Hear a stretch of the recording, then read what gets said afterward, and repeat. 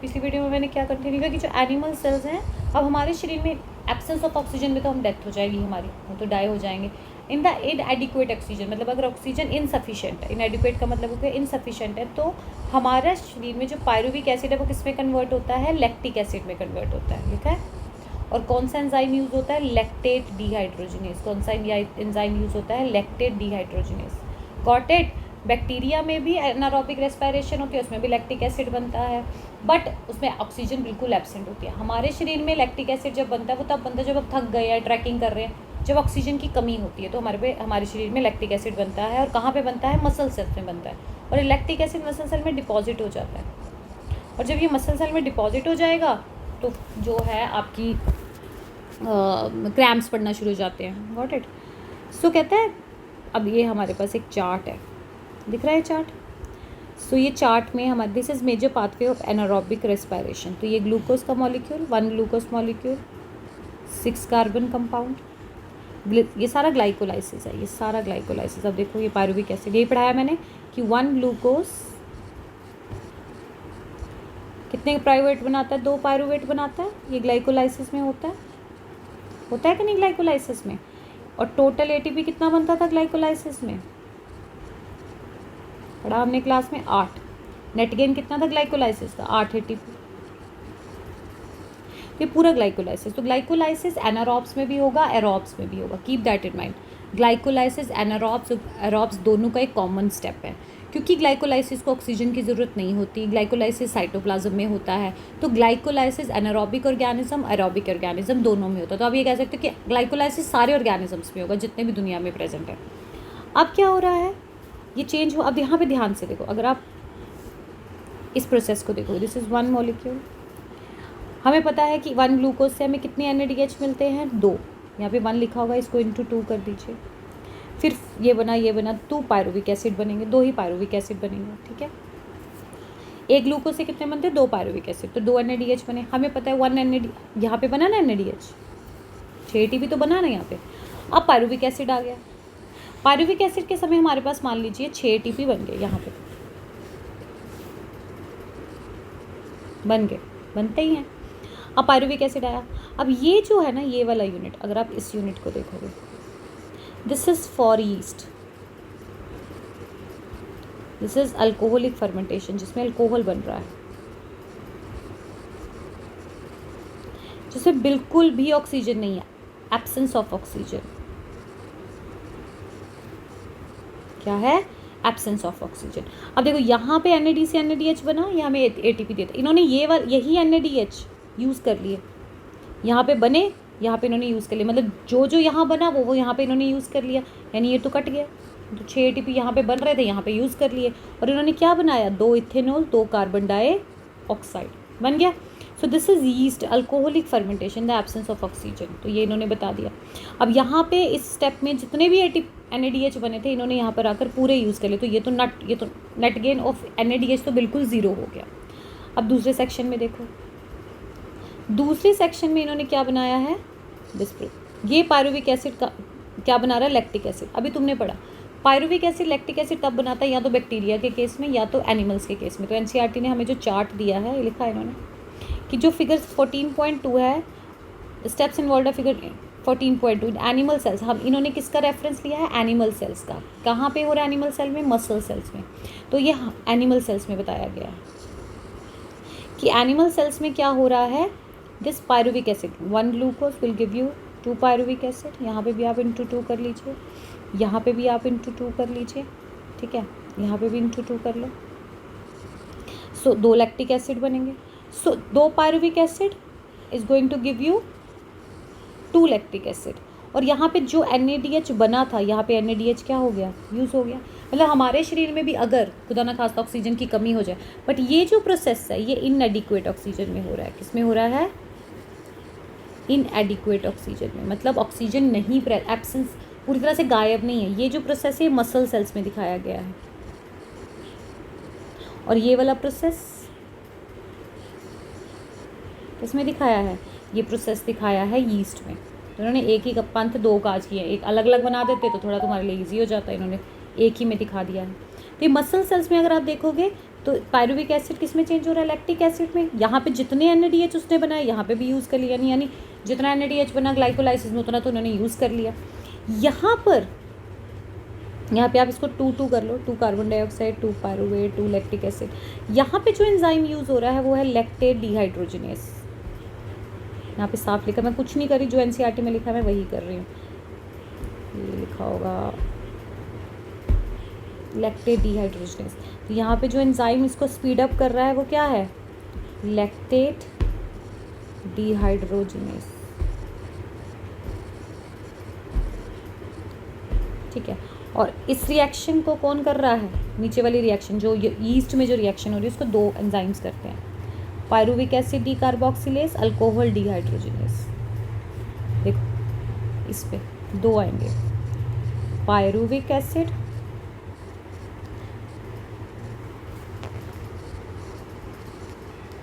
Decarboxylase. Decarboxylase का मतलब जो कार्बन डाइऑक्साइड को पायरुविक एसिड से रिमूव करेगा, तो हो रही है ना कार्बन डाइऑक्साइड रिमूव।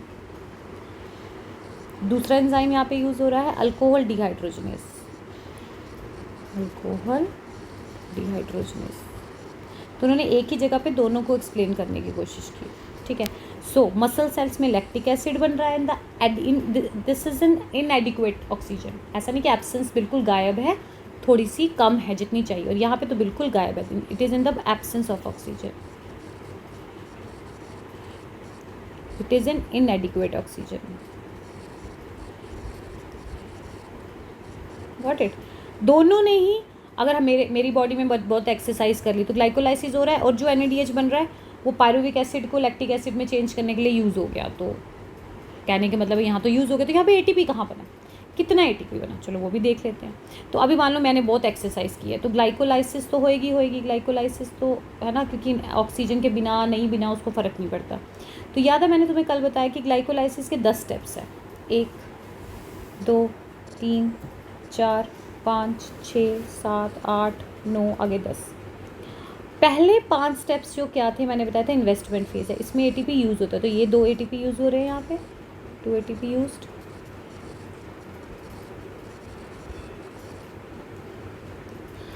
अगले स्टेप्स को देखिए, यहाँ पर ये देखो बन रहा है ना, ये तो यूज़ हो गया अभी। अगर मैंने बड़ी एक्सरसाइज की है तो ये जहाँ यहाँ पे जितने भी इससे जितने भी कुछ भी बन रहा था वो उन्होंने वहाँ पे यूज़ कर लिया। NADH तो यूज़ हो गया, तो इसको तो मानो ही नहीं, मैं कंसिडर ही नहीं कर सकती। तो फिर ATP कितने बन रहे हैं? प्रोसेस का फ़ायदा क्या है? लैक्टिक एसिड बना गया, अल्कोहल बन गया, कोई फ़ायदा ही नहीं है ना ईस्ट को फ़ायदा, पर ATP बनता है। क्या बनता है ये देखो, याद है मैंने ये बताया था कि स्टेप्स में ATP बन रहे, इसको आप इंटू 2 करते थे, तो टोटल ATP मेरे को डायरेक्ट ATP कितना मिल रहा था? 4। ये 2 जगह पे लिख लीजिए SLP कि 2 स्टेप्स में लिखे, सभी की किताब पे होना चाहिए 2 जगह पे, 2 स्टेप्स पे क्या हो रही है? SLP क्या हो रही है? Substrate level phosphorylation. क्या बोलते हैं हम इसको? सबस्ट्रेट लेवल फॉस्फोराइलेशन, जहाँ पे डायरेक्ट कैश मिलता है। चेक और कैश की कहानी याद है? यहाँ पे सीधा चेक कैश मिल रहा है, कोई मतलब ही नहीं है, तो यहाँ पे सीधा चेक मिल रहा है। Substrate level phosphorylation, substrate level phosphorylation, तो 2 जगह पे 2 स्टेप्स पे सबस्ट्रेट लेवल फॉस्फोराइलेशन हो रही है। और इन 2 स्टेप से मुझे कितने ATP मिल रहे हैं? 4 ATP मिले, तो टोटल कितने ATP मुझे डायरेक्ट मिले? 4 मिल तो 4 ही रहे हैं ना। अब याद है पीछे 2 ATP हमने कैश में लिए भी हैं, यूज़ भी किए हैं, डायरेक्ट ATPs यूज़ भी किए हैं, तो इसको यहाँ से देखो, direct ATP substrate level phosphorylation 2 हो रही है, उससे कितने ATP मिल रहे हैं? 4 मिल रहे हैं। ठीक है, अगर मैंने किसी से 2 रुपये लिए और मुझे 4 रुपये का मुनाफा हो रहा है, तो 4 रुपये का मुनाफे में से 2 रुपये मुझे वापस करने पड़ेंगे, तो यहाँ से मुझे 2 ATP वापस करना पड़ेगा। तो नेट गेन डायरेक्ट का कितना होगा? 2। तो यहाँ पे क्वेश्चन होगा, can you calculate how many ATP molecules are directly synthesized? तो कितना आएगा? 2। कईयों ने 4 लिखा होगा। ठीक है, SLP 2 स्टेप्स पे हो रही है, उससे मुझे 4 ATP मिल रहा है मुझे 4 ATP, बट भाई असलियत ये है कि मुझे 2 पीछे वापस करना है। आप 2 रुपये वापस कर दीजिए, 2 ATP वापस कर दीजिए, आज को मिला 2 ATP, है ना। अब अगर मैं फर्मेंटेशन की बात करूँ तो इसको तो मैं गिन ही नहीं सकती, ये तो गायब ही हो गया, इसको तो यूज़ कर लिया देखो। और यहाँ पे मुझे कितना ATP मिल रहा है ग्लाइकोलाइसिस से? ये सब काट पिटा के ग्लाइकोलाइसिस से 2 ATP मिल रहा है। अब ये तो कट गया, तो यूज़ हो गया, देखो NAD से NADH बना रहा है ये, और ये यहाँ पे यीस्ट भी यूज़ कर रही है, मसल सेल्स भी यूज़ कर रहे हैं। तो इस यहाँ पर मुझे अभी मैंने ग्लाइकोलाइसिस में देखा कि मैम 2 ATP बनते हैं ना, बस वही बन रहा है, क्योंकि यहाँ तो एटीपी नहीं बन रहा, यहाँ तो एटीपी नहीं बन रहा, तो जो एटीपी बना ग्लाइकोलाइसिस भी बना।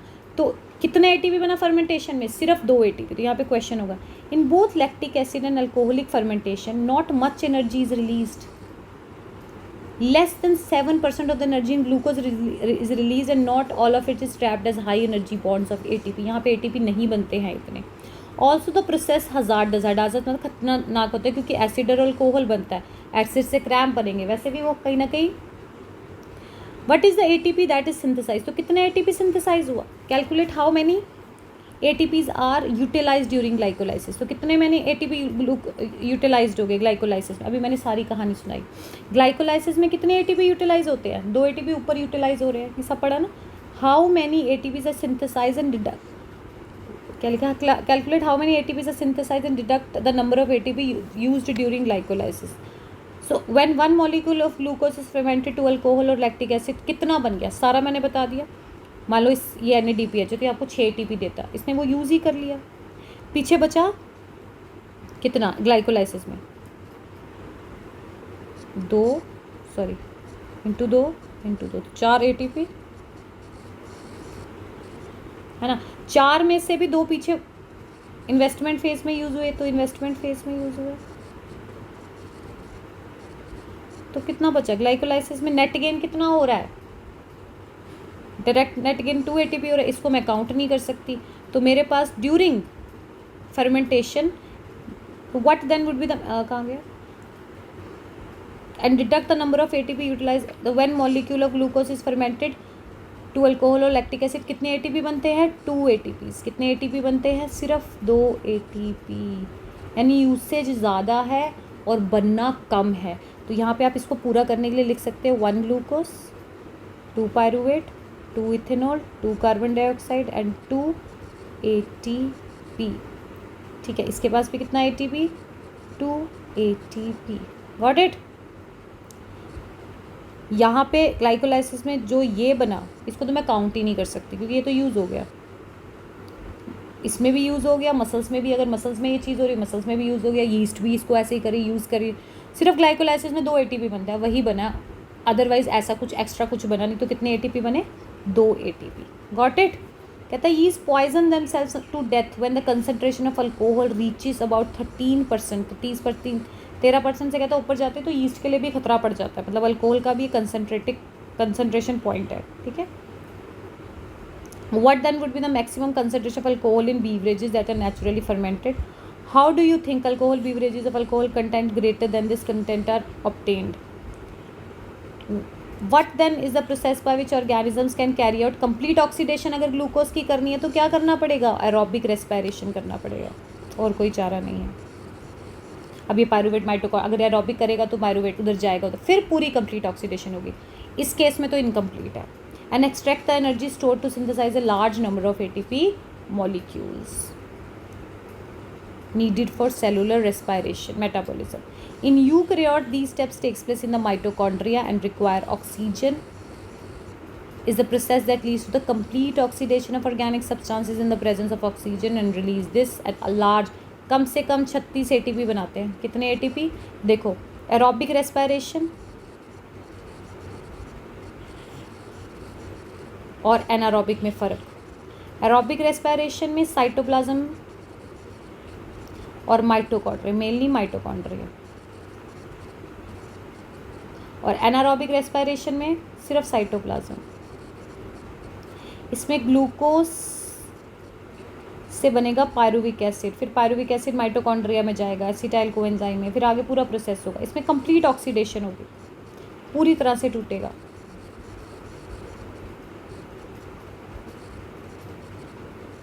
और एनारोबिक में इनकम्प्लीट होगी।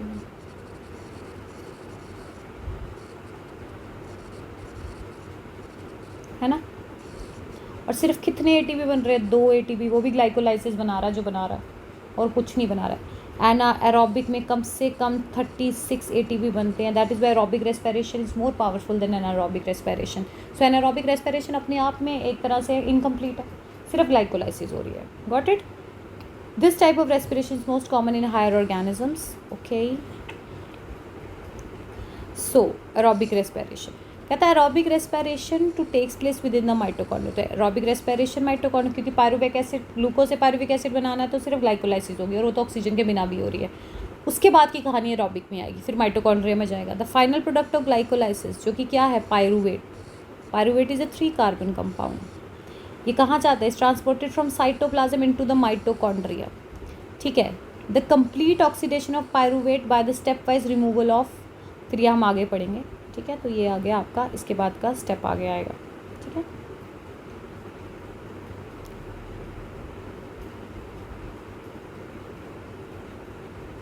तो यहाँ पे एक छोटा सा क्वेश्चन है। So what then would be the maximum concentration of alcohol in beverages. आप 15 to 16% कर लीजिए। कहता अब 13% के ऊपर तो यीस्ट मर जाती है, तो कहता फिर आप कैसे करते हैं, तो हम इसका आंसर लिख सकते हैं डिस्टिलेशन। डिस्टिलेशन जो आपने फिजिक्स या केमिस्ट्री में पढ़ा होगा, अभी के लिए आपके लिए बहुत है इतना। So what we have understood is, so what we have understood here is कि वो जो ग्लाइकोलाइसिस है,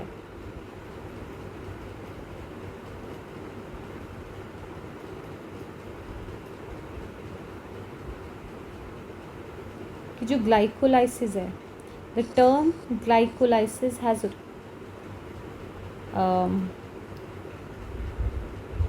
इसका एक और नाम है, इसको किसने डिस्कवर किया है, ये सारे नाम आपको याद रखने, इसलिए इसका नाम EMP पाथवे भी बोला जाता है। इन anaerobic organism it is the only process in respiration. Anaerobic organism में सिर्फ ग्लाइकोलाइसिस होएगी, इसके अलावा ना क्रेब्स साइकिल, कुछ नहीं होगा, और यही इनका तरीका है रेस्पिरेशन करने का। Glycolysis occurs in cytoplasm of the cell and is present in all living organism, whether they are anaerobes or aerobes। ये अंडरलाइन कर लेना भाई। इस प्रोसेस में ग्लूकोज पार्शियल मतलब हाफ ऑक्सीडेशन करता है to form 2 molecules of pyruvic acid. ठीक है, गॉट इट। इसका आंसर भी मैंने आपको दे दिया। Can you calculate how many ATPs molecules are directly synthesized in this pathway from like, देखो डायरेक्टली सिंथेसाइज होते तो 4 ATP हैं, पर 2 ATP जो हमने ऊपर यूज़ किए है वो यहीं पे माइनस कर देनी है, तो हमारे पास कितने बने, देखो इंटू टू, 2 जगह पे SLP हो रहा है, सबस्ट्रेट लेवल फॉस्फोराइलेशन, 4 ATP बन रहा है, पर 2 ATP ऊपर इन्वेस्टमेंट फेज में क्या हो रहे हैं, कंज्यूम हो रहे हैं, तो 2 ATP माइनस कर दो, तो यहाँ पे नेट गेन डायरेक्ट का कितना हो गया, 2 ATP। अब एनारोब्स माइटोकॉन्ड्रिया में तो घुसेंगे नहीं, तो वो क्या करते हैं, वो पायरुविक एसिड को, अगर मेरे अंदर इस समय मैंने एक्सरसाइज की और मेरे अंदर ताकत नहीं है या ऑक्सीजन की कमी है, तो पायरुविक एसिड माइटोकॉन्ड्रिया में नहीं जाएगा, पायरुविक एसिड चल जाएगा मसल सेल्स में, और पायरुविक एसिड इसको लैक्टिक एसिड में कन्वर्ट करेगा, जिसमें और ATP लगेंगे, तो जो NADH ग्लाइकोलाइसिस में बना, ग्लूकोज में बना, वो वहाँ पे पूरा यूज़ हो जाएगा, तो बचे कुचे होंगे ये, तो बस 2 ही ATP मिलेंगे, इसलिए तो मसल्स में क्रैम्प्स बन जाते हैं, इसलिए तो हमें ताकत नहीं मिलती है, तो हमें मोर खाना खाना पड़ता है, फिर ठीक होने में वक्त लगता है। That's it, understood. I have tried my level best कि आपको इजीली चीज़ें, सारी चीज़ें पता चले। Got it. So what we have understood कि ये जो आपका ग्लूकोज है, ये मान लीजिए आपका सेल है, ये सेल में साइटोप्लाज्म है, ये आपका एक और सेल है, तो ये A सेल और ये B सेल,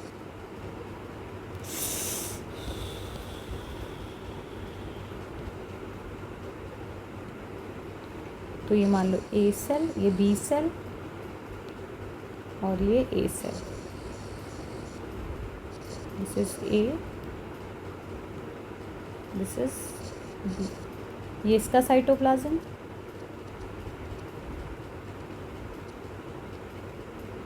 और ये इसका साइटोप्लाज्म,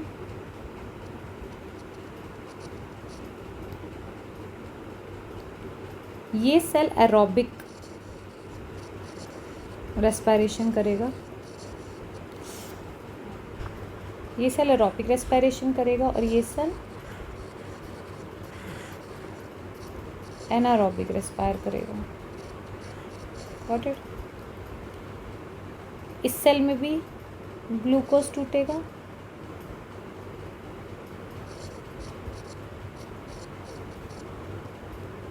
सेल में भी ग्लूकोज ही सबस्ट्रेट है।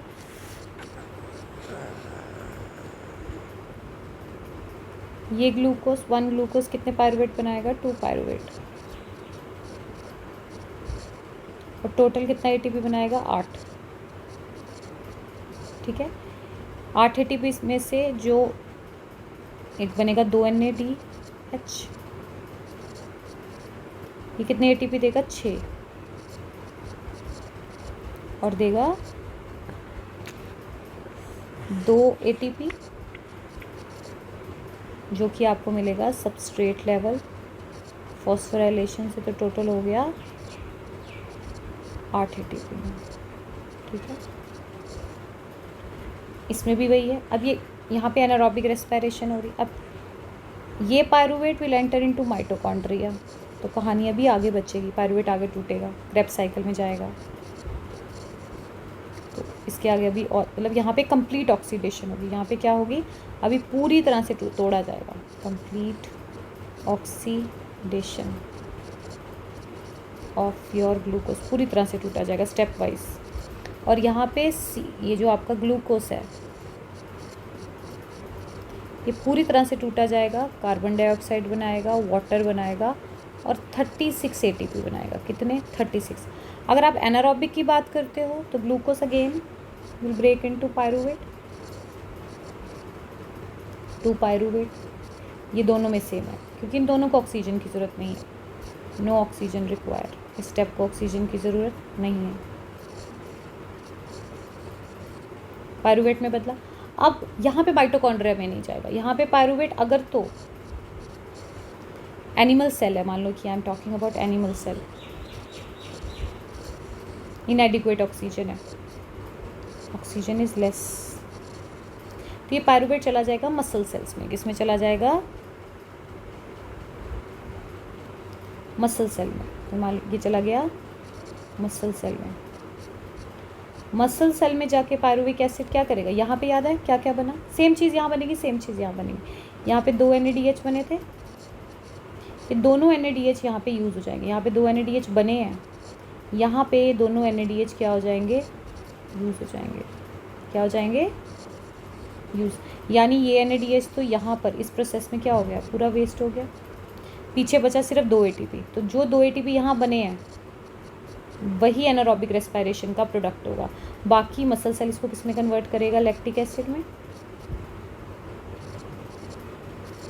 प्लस कितने एटीपी? जो ग्लाइकोलाइसिस से बने वही 2 एटीपी आएंगे। तो यहाँ पे अगर मैं एनिमल सेल की बात करती हूँ तो क्या प्रोडक्ट होगा? ग्लूकोज ब्रेक हुआ, 1 ग्लूकोज से कितने पायरुवेट बने? 2 पायरुवेट।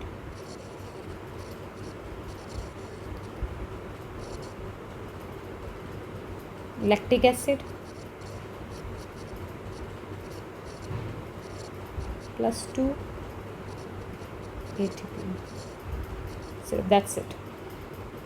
ठीक है, अगर मैं यीस्ट की बात करती हूँ तो यीस्ट में भी एनारोबिक रेस्पिरेशन है, ये साइटोप्लाज्म है। तो यहाँ पे भी glucose 1 glucose will change into 2 pyruvate. These 2 pyruvate वही चीज़ यहाँ पे भी बनेगी। 2 NAD से क्या बनेंगे? 2 NAD H plus H positive बना, 2 ATP। मैं आपको ऑलरेडी समझा गई हूँ कैसे। सबस्ट्रेट लेवल फॉस्फोराइलेशन से डायरेक्ट ATP हैं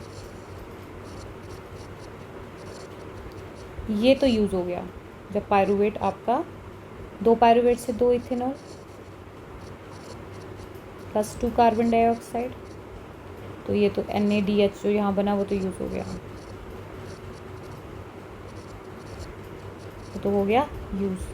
तो यहाँ पे जो बना वो नल एंड वॉइड हो गया। सिर्फ ये 2 ATP बनते हैं, जो यहाँ पे 2 ATP बने वही इसका नेट प्रोडक्ट होगा।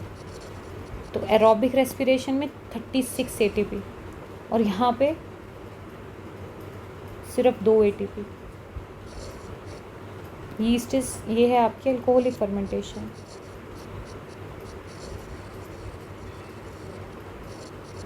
ये पूरी तरह से ऑक्सीजन के एब्सेंस में होती है। Got it? So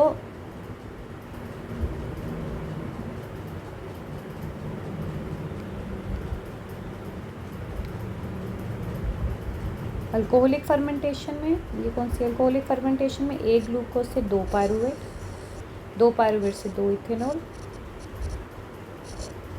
2 ethanol. सो ये देखो types of fermentation, alcoholic and lactic acid. ये है आपका C6H12O6 glucose, 2 ethanol, 2 carbon dioxide, 2 ATP। इसको करने की ज़रूरत नहीं है, ठीक है। Lactic acid, this and this. तो ये आपको फॉर्मूला भी बड़ा दिल कर रहा है तो आप याद कर लीजिए। Got it? This 1 glucose molecule,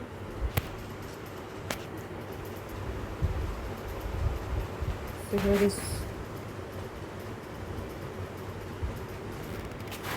1 glucose molecule will change into 2 pyruvate molecule which is your glycolysis। Glycolysis में बनते हैं 2 NADC NADH plus H positive and 2 ATP molecules. ये ग्लाइकोलाइसिस में बनता है। पायरुवेट का will change into 2 ethanol, 2 carbon dioxide and 2 ATP। और ये ATP कोई इस प्रोसेस से नहीं आ रहा, ये ATP कहाँ से आ रहा था? ग्लाइकोलाइसिस से ही आ रहा है।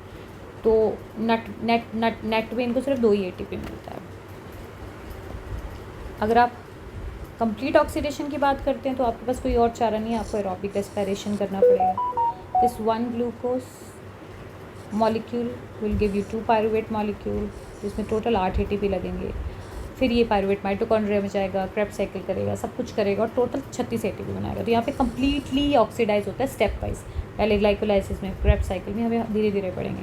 और आपके पास 36 ATP, यानी एरोबिक में 36 ATP बनता है। एनारोबिक चाहे हमारे केस में हो, चाहे यीस्ट के केस में हो, चाहे बैक्टीरिया के केस में हो, यहाँ पे आपको सिर्फ 2 ATP मॉलिक्यूल मिलेंगे और ऐसे प्रोडक्ट्स मिलेंगे जिसका इतना ज़्यादा फ़ायदा नहीं है। इवन यीस्ट को भी 13% के पास अपना ही अल्कोहल जो है वो मारना शुरू कर देता है। So I tried my level best, हर लाइन पढ़ूँ, हर चीज़ को समझाने की कोशिश करूँ। ये पढ़ोगे लिखोगे, मैं क्लास में तब तक डिस्कस नहीं करूँगी जब तक कि तुम्हारी किताबों पे नहीं होगा। Simple and plain. Thank you so much.